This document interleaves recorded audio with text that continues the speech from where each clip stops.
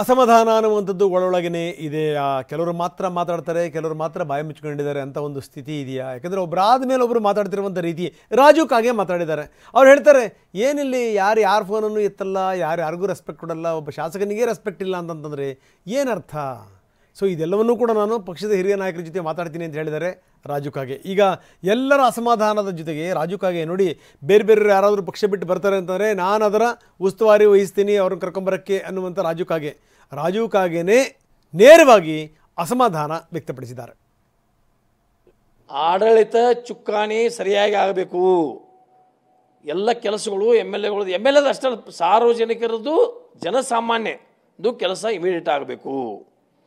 ಏನು M L A ಅಂದ್ರೆ ನಮಗೇನು ಕೋಡ್ ಬೈಂದವೋ ಏನು ನಾವು ದೊಡ್ಡ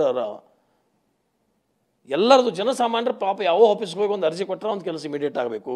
ಒಬ್ಬ ತಹಸೀಲ್ದಾರ್ ಇರಲಿ ಅಥವಾ ಒಬ್ಬ ಅಸಿಸ್ಟೆಂಟ್ ಕಮಿಷನರ್ ಇರಲಿ, ಜಿಲ್ಲಾಧಿಕಾರಿಗಳಿರಲಿ, ಯಾವುದೇ ಒಬ್ಬ ಸಮಸ್ಯೆ ಇದ್ರೆ ಆಗ್ತೈತೋ ಇಲ್ಲೋ ಅಥವಾ ಅವ್ನು ಇಮಿಡಿಯೇಟ್ ಉತ್ತರ ಕೊಡಬೇಕು. ಅಡ್ಮಿನಿಸ್ಟ್ರೇಷನ್ ಸ್ಟ್ರಿಕ್ಟ್ ಇರಬೇಕು. ಅಧಿಕಾರಿಗಳು ಎಲ್ಲರಿಗೂ ರೆಸ್ಪೆಕ್ಟ್ ಕೊಟ್ಟು ಮಾತಾಡಬೇಕು. ಸಚಿವರು ಕೈಗೆ ಸಿಗಬೇಕು. ನಮಗೆ ಸಿಗ್ತಾ ಇಲ್ಲರಿ. ಇದು ನನ್ನ ಯಾರ ಮ್ಯಾಗ ಆರೋಪ, ಯಾರ ಮ್ಯಾಗ ನಮ್ಗೆ ಅವ್ರು ಹಂಗೆ ಮಾಡ್ರು ಹಿಂಗೆ ಮಾಡ್ರು ಇಲ್ಲ. ಅನುದಾನದ ಪ್ರಶ್ನೆ ಬಂದಿಲ್ಲ. ಅನುದಾನ ಕೊಟ್ಟದ್ದು ಸರಿಯಾಗಿ ಬಳಕೆ ಆಗ್ತಾ ಇಲ್ಲಲ್ಲ, ಇದು ವ್ಯವಸ್ಥೆ. ಬೇಸರ ಬಂದು ಬೇಸರಲ್ಲೇ ಏನಪ್ಪ ಇಲ್ಲಿ ಯಾಕಿರಬೇಕು, ಯಾವ ಪುರುಷಾರ್ಥಕ್ಕಿರಬೇಕು? ಸುಮ್ಮನೆ ಮನೆ ಆಗಿದ್ದರೆ ಚಲೋ ಅಲ್ರಿ. ನಾವೆಲ್ಲ ಅಗ್ರಿಕಲ್ಚರ್ ದೇಶ, ನಾವೇನು ಶ್ರೀಮಂತರಲ್ಲ. ಹೋಗಿ ಒಕ್ಕಲ್ತನ ಮಾಡ್ಬೋದು, ಒಂದು 2 MS ಹಾಕಿ ಜೀವನ ನಡೆಸ್ಬೋದಲ್ಲಪ್ಪ. ಇಷ್ಟೊಂದು ಹೊಲಸು ವ್ಯವಸ್ಥೆಯಲ್ಲಿ ನಾವು ಯಾಕಿರಬೇಕು ಅಂತೇಳಿ ಮನುಷ್ಯಗೆ ಬೇಜಾರಾಗಿ ಆ ಮಾತಾಡಿದ್ದೀನಿ.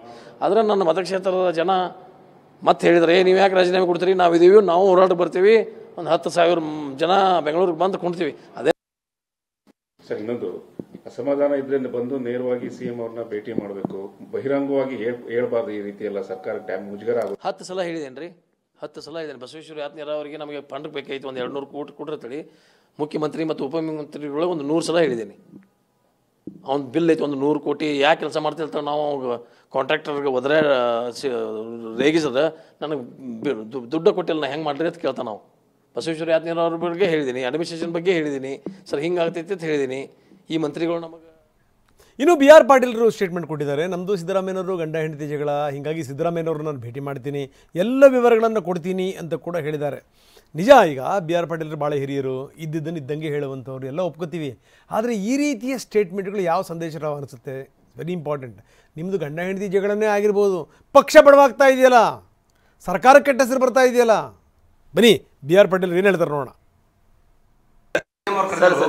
ಹೋಗ್ತಾ ಇದ್ದೀನಿ. ನಂದೇನು ಬೇಡಿಕೆ ಇಲ್ರಿ, ಪೇಪರಲ್ಲಿ ಏನು ಹೇಳಿದ್ದೀನಿ ಅದನ್ನೇ ಅಲ್ಲಿ ಹೋಗಿ ಹೇಳ್ತೀನಿ. ನೀವು ನೋಡಿ, ನೀವು ಈ ತರ ಯೂನಿವರ್ಸಿಟಿ ಸಿಂಡಿಕೇಟ್ ಮಾತ್ರ ಅಂತ ಕೇಳಿ. ಶಾಸಕರಾದ ನೀವು BR ಪಾಟೀಲ್ ಆಗಿರ್ಬೋದು, ದೇಶಪಾಂಡೆ ಆಗಿರ್ಬೋದು, ರಾಯರೆಡ್ಡಿ ಆಗಿರ್ಬೋದು, ಇವರು ಎಲ್ಲ ಅಸಮಾಧಾನ ಮಾಡ್ತಾರೆ. ರಾಯರೆಡ್ಡಿ ಹಿಂದೂ ಸಹ ಸ್ವಾಭಾವಿಕವಾಗಿ ಸಂಸಾರ ಅಂದ್ರೆ ಗಂಡ ಹೆಂಡತಿ ಜಗಳ ಇದ್ದೇ ಇರ್ತದೆ. ಸ್ವಾಭಾವಿಕವಾಗಿ ಸಂಸಾರ ಅಂದ್ರೆ ಗಂಡ ಹೆಂಡತಿ ಜಗಳ ಇದ್ದೇ ಇರ್ತದೆ.